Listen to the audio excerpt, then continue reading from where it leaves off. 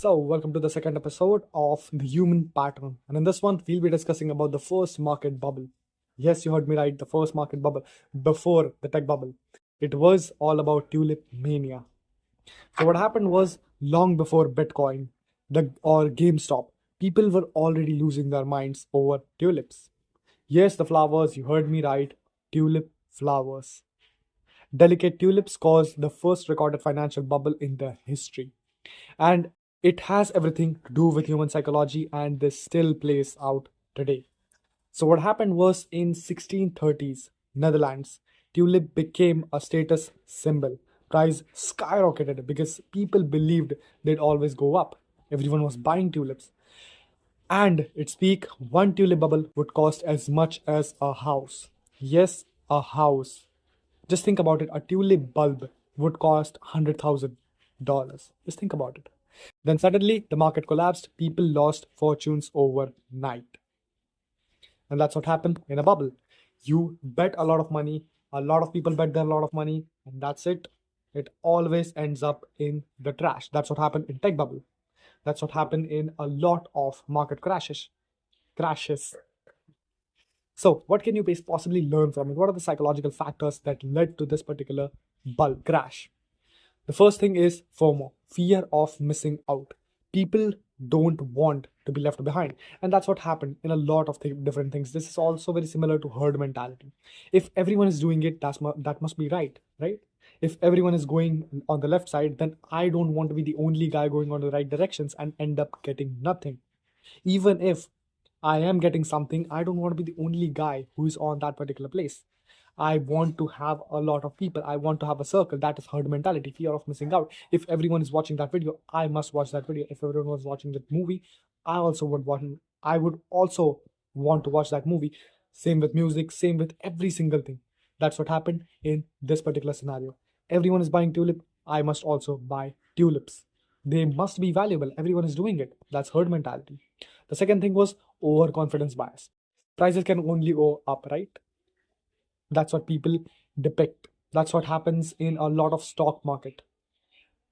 A lot of people just have an overconfidence bias that, okay, I'll buy this stock today and I'll make hundreds of millions of dollars tomorrow. That does not make sense. People always overestimate the values.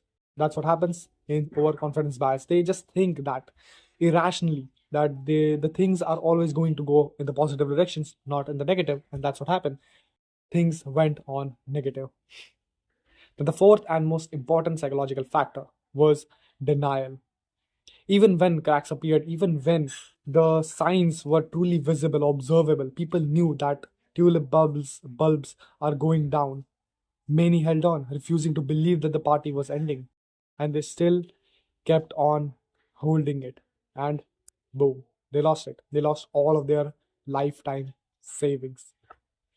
Bubbles aren't about tulips, .com stacks, or crypto. They are all about us. We are wired to follow the crowd and chase quick rewards.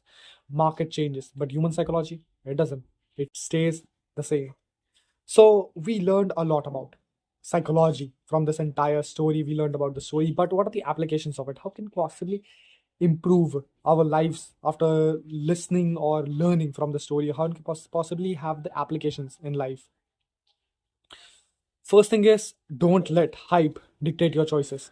Ask yourself every single time you're making a decision, am I buying it because it is valuable, or am I buying it because everyone else is? Am I doing this particular thing because it is valuable, or is it because of herd mentality, or because some YouTuber suggested it, because some celebrity said I should do 100 or 1,000 push-ups a day? That's what I'm doing it. Or is it like everyone is following Mike Munster, that's why I follow Mike Munster, even though he's really great. He has great things, but I'm just taking a random example. The second thing is in business and in personal life, beware of bubbles, trends, quick rich schemes, and even toxic relationships. You have to identify the patterns, learn to step back and see the patterns and make decisions from reasons, not fear. You have to be reasonable. You have to think rationally, pragmatically, practically. I've been saying this from a very first episode, even though it's a second episode, but I'm always going to say this exact same thing.